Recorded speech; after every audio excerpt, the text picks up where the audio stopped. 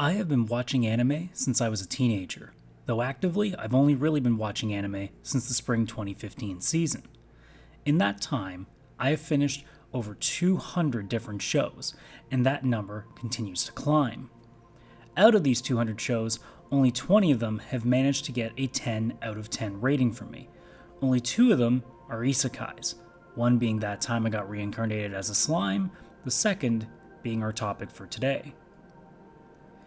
In 2016, I stumbled across an anime called Log Horizon, a show about an MMORPG video game that upon a new expansion pack startup, causes all the players online to be transported into the game itself.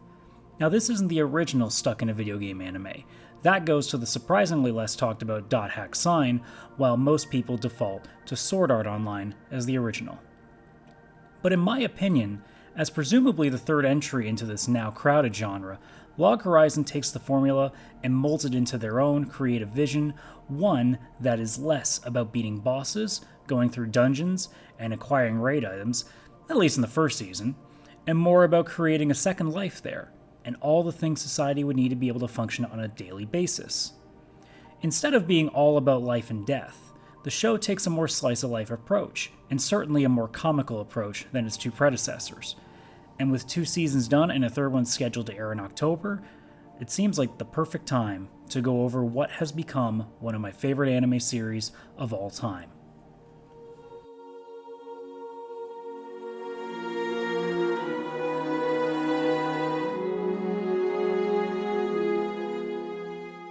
The MMORPG Elder Tale started out as an American game that over a 20-year lifespan became a global entity, with servers on every continent. 13 in total, though as of the end of Season 2, we've only seen a Japanese and Chinese server thus far. The original game is quite reminiscent of games like RuneScape, but in the present time became the ultimate MMO, with each server having its own company running it, with its own events, classes, and subclasses. The clock has struck midnight on May the 3rd of 2018. The Novasphere Pioneers expansion pack was to boot up, but instead, 700,000 players worldwide, but specifically 30,000 on the Japanese server, suddenly find themselves waking up within the game itself, as their current character. There is mass panic, as players frantically try to figure out what's going on. Some quickly snap back to reality and try to log out of the game, only to discover they cannot do so, nor can they travel to different servers, as the gates that normally would do so in the game do not work. The world of Elder Tale to them is no longer a game, but now their world. Our main character in this instance is Shiro, a master strategist known throughout the Japanese player base as the villain in glasses, mostly for his questionable methods for solving problems in the game. He is also a member of the defunct raid party with one of the greatest names I've ever heard, the Debauchery Tea Party. He adjusts to the apocalypse better than others, and takes time to look through his friend list to see who's joined him. Among them is Naotsugu, Shiro's best friend, and another member of the Tea Party. He's also a bit of a pervert. Together, they start to walk around the game's version of Akihabara and assess the current state of things. It is then that they meet up with a third player, and thus finishing the trio that hooked me onto this show from thenceforth. Akatsuki, quite frankly, is top-tier waifu. Once meeting her, the two discover that while Akatsuki is a male body, the voice is definitely female, a girl playing a male character. After a handy gender-changing potion. Look, the show takes a few liberties here, okay? We discover that not only is Akatsuki a girl, but a tiny adorable college girl that basically the smart people on the show recognize as best girl. But aside from her facial expressions, constantly calling Shiro my lord, and being constantly harassed into dressing up cute, Akatsuki is known specifically because of this. しかし、こうなっては不便で難儀していたところだ。不便で？ああ、便所とかな。シロエ殿、このおかしな人に膝切りを入れて良いだろうか。入れてから聞くなよ、ちみこ。ちみこ言うな。The three together take their first trip outside the city to test out combat, to see if that part of the game is still the same. They head out into an area of monsters in the level 30s, which should be easy for a trio of level 90 characters. Turns out though, it's not so easy when you don't know how to fight anymore, the normal command structure no longer applying to the game. It isn't until they discover that by actually doing the actions themselves, who would have thought, they are able to function just fine.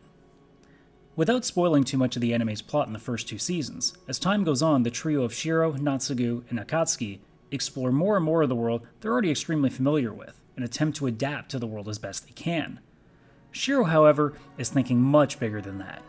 More how the entire community can adapt to this world, not just himself. While most players are just figuring out how to get their basic needs like food and shelter, Shiro's looking at the bigger picture, politics. And to me, this is where the show shines above all others in the genre. It's not about fighting giant bosses, making new friends, and collecting sweet loot, all of which still does happen during the course of the show, but rather, it's about the challenges of creating a political system in a new community, much like early colonization, as is likely referenced by the name of the game's expansion, the Novosphere Pioneers. Shiro isn't just thinking about peace between players either, he's thinking about the NPCs inhabiting the MMO as well, which is also a very intriguing story throughout the series thus far. NPCs are no longer 1 or 2 line-dealing entities. They're fully fleshed out people with their own feelings, perceptions, and motivations. As the show goes further and further in, we really start to see how lifelike the NPCs go, no longer held down by a short amount of code defining everything they do. They begin to act on their own, some plotting against the players, while others are trying to find a place among them. But unlike all the players, the NPCs or the people of the land, they still have their limitations. They're not as powerful, and still have to worry about minor things like, death! Which brings me to another thing I appreciate that the show does. Death for the player base isn't a thing. There's no, if you die in the game, you die for real gimmick. When you die while trapped in Elder Tale, you respawn, like you would playing the game. Now on paper, this might feel like this removes all stakes in any battles, and while you would be right in that assessment, high stakes aren't exactly something Log Horizon is trying to run with. The show thrives on its slice of life, whether it's the long journeys or the fun moments within Akihabara that are used in between the various challenges that Shiro and company have to deal with. It's not to say that there's no action or drama, however. Oh no, there is plenty of that.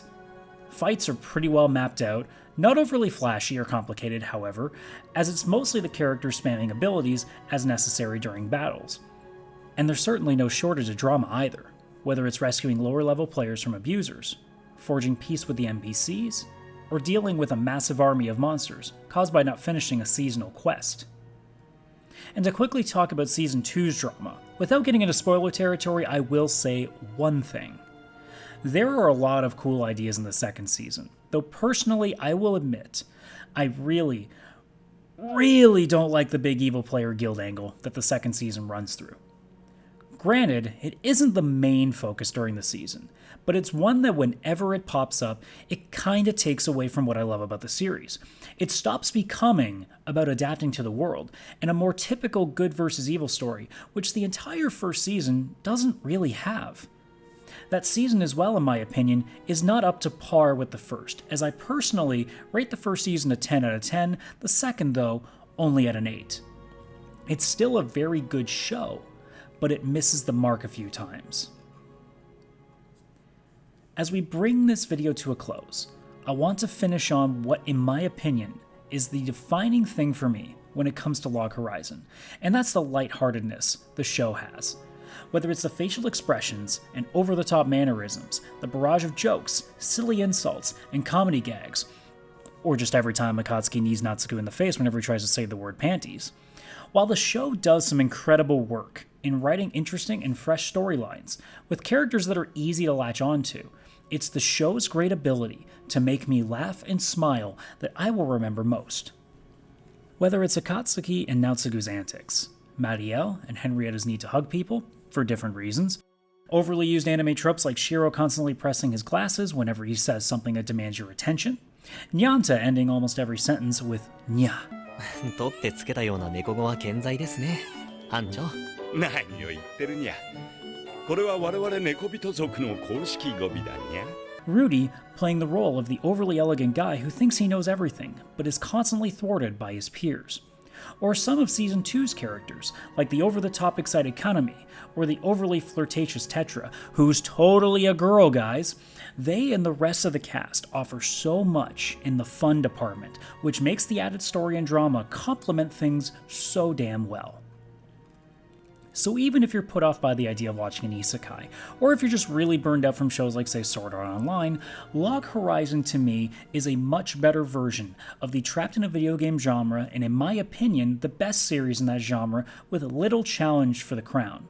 You were doing so well until Season 3, Overlord! It takes a formula, cuts out the high stakes, if you die in the game, you die for real trope, and instead concentrates on living in a game world rather than surviving in one. It's not to say there aren't struggles and challenges along the way, but the show doesn't linger on those feelings too long, rather keeping things running smoothly by keeping the comedy and slice of life mixed in well with everything else. It's a show that takes what normally is a dumber genre and makes it smart. Some anime fans even going as far as saying Log Horizon is Sword Art Online for intelligent people. Insults aside though, Log Horizon to me is a show that you watch if you are looking for more world building, character development, and a little more of a lighthearted feel to it. While Sword Art Online, as best as I can describe it, they're going for the cool factor. So if this kind of show intrigues you and you haven't watched it yet, do it. And with Season 3 coming out in October, please keep Database as the opening theme. Maybe now's the time for longtime viewers to go back and rewatch it again. I know I did. Thanks for checking out the video, everyone. Hope you enjoyed it. If you're looking for a much more in-depth look at this show, check the description for a link to a podcast I've also done to complement this video. That podcast will be going through the entirety of Seasons 1 and 2, taking a much deeper look into the things that I loved about the show, as well as many criticisms I have, in particular with the second season, but there's always criticisms outward. Obviously, full spoilers will be in that show, so I don't suggest listening to it until you've actually watched the show as far as it's gone. But thank you so much for watching, guys. Click like if you enjoyed the video, subscribe to the channel, and leave a comment below. I'm Adam, aka CS Radical, and this has been an episode of the Church of Weeb. Also, don't forget the greatest thing about anime. 主君、この変態に膝蹴りを入れても良いだろうか。言わせろよ、あと一文字